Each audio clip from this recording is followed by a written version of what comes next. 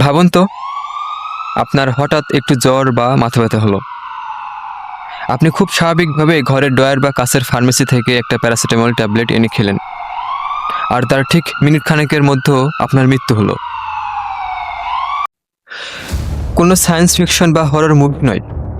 1982 সালে আমেরিকার শিকাগো শহরে এই ঘটনায় ঘটেছিল। একদম সাধারণ 7জন মানুষ স্রেফ একটা মাথা ব্যথার ওষুধ খেয়ে প্রাণ হারিয়েছিলেন। কিন্তু কিভাবে? কে ছিল এই অদৃশ্য খুনি, যাকে আজ 44 বছর পরেও পুলিশ ধরতে পারেনি? আর এই ঘটনা কিভাবে আমাদের সবার জীবনের সুরক্ষা চিরতরে বদলে দিয়েছিল? জানতে হলে ভিডিওটি শেষ পর্যন্ত দেখুন। সেপ্টেম্বর 29, 1982। 12 বছরের এক মিষ্টি মেয়ে ম্যারি ক্যালারম্যান সকালে ঘুম থেকে উঠে সে তার বাবাকে বলে যে তার একটু সর্দি লেগেছে। বাবা তাকে টিলেনল নামের একটা ক্যাপসুল খাইয়ে দেন, যা তখনকার আমেরিকার সবচেয়ে জনপ্রিয় এবং নিরাপদ মাথা ব্যথার ওষুধ ছিল। কিন্তু ওষুধটি খাওয়ার কয়েক মিনিটের মধ্যে ম্যারি মাটিতে লুটিয়ে পড়ে। হাসপাতালে নেওয়ার আগেই সে মারা যায়। ডাক্তাররা যখন ম্যারির মৃত্যুর কারণ খুঁজছিলেন, ঠিক তখন শহরের অন্য প্রান্তে অ্যাডাম জানোস নামের এক যুবক হৃদরোগে আক্রান্ত হয়ে মারা যান। তার মৃত্যুর শোকে যখন তার ভাই এবং ভাইয়ের বউ বাড়িতে আসেন, তাদের মাথা ব্যথা শুরু হয়। তারা দুজনে ওই একই বোতল থেকে টিলেনল ওষুধ খান, আর কিছুক্ষণের মধ্যে তারাও মারা যান। মাত্র 24 ঘন্টার মধ্যে একে একে 7জন মানুষ একইভাবে মারা যান। পুরো শিকাগো শহরে তখন আতঙ্কের এক সুনামি বয়ে যায়। মানুষ ফার্মেসিতে ওষুধ কিনতে ভয় পাচ্ছিল, ঘরে থাকা ওষুধ ডাস্টবিনে ফেলে দিয়েছিল। পুলিশ এবং আমেরিকার গোয়েন্দা সংস্থা FBI দ্রুত তদন্ত নামে।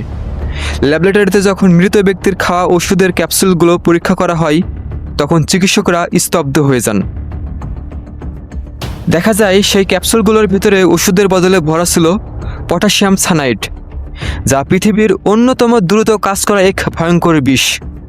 এই বিষের মাত্র একজন মানুষকে কয়েক সেকেন্ডের মধ্যে মেরে ফেলার জন্য যথেষ্ট। কিন্তু প্রশ্ন হলো, ফ্যাক্টরি থেকে তো বিষ মেশানো সম্ভব নয়, কারণ তাহলে পুরো দেশের মানুষ মারা যেত। তাহলে বিষটা মিশালো কে? তদন্তে বেরিয়ে এলো এক গা শিউরে ওঠার মতো সত্য। কোনো এক সাইকোপ্যাথ বা বিকৃত মস্তিষ্কর অপরাধী বাজার থেকে টিলেনলের বোতলগুলো কিনে নিয়েছিল। তারপর অত্যন্ত নিখুঁতভাবে বোতলের ক্যাপসুল খুলে ক্যাপসুলের ভেতর বিষ ভরে সেগুলো আবার বিভিন্ন ফার্মেসির তাকে গিয়ে রেখে এসেছিল। অর্থাৎ যে কেউ সেই বোতল কিনলেই মারা যেত। এটা ছিল সম্পূর্ণ র্যান্ডম মার্ডার। অপরাধীর সাথে ভিকটিমের কোনো শত্রুতাই ছিল না।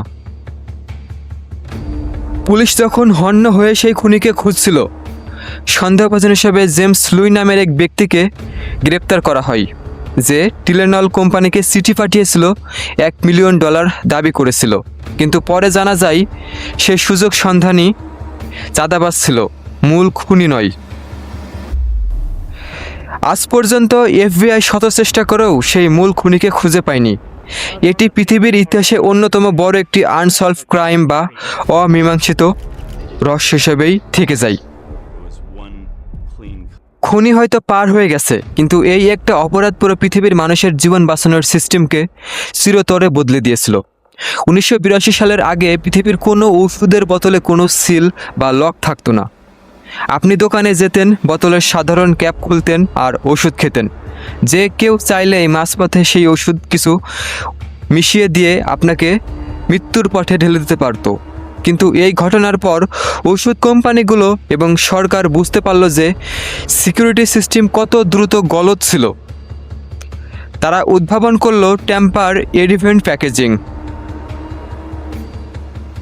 হ্যাঁ, আজ আমরা যে কোনো ওষুধের বোতল বা পানের বোতল কেনার সময় যে প্লাস্টিকের সিল, ফয়েল, পেপার বা লক দেখি, তা এই 1982 সালের ঘটনার পরেই বাধ্যতামূলকভাবে করা হয়েছিল, যাতে কোনো গ্রাহক ওষুধ কেনার আগে বুঝতে পারেন যে বোতলটি আগে কেউ খুলেছিলেন কিনা।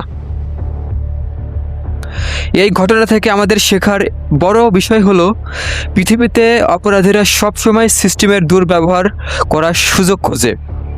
কিন্তু একটি ভালো সমাজ বা সিস্টেমের কাজ হলো সেই ভুল থেকে শিক্ষা নিয়ে নিজেদের আরও শক্তিশালী গড়ে তোলা। আজ আমরা যে সিল বোতল দেখে নিশ্চিন্তে ওষুধ বা খাবার কিনি, তার পিছনে লুকিয়ে আছে 60টি সাধারণ মানুষের করুণ ইতিহাস।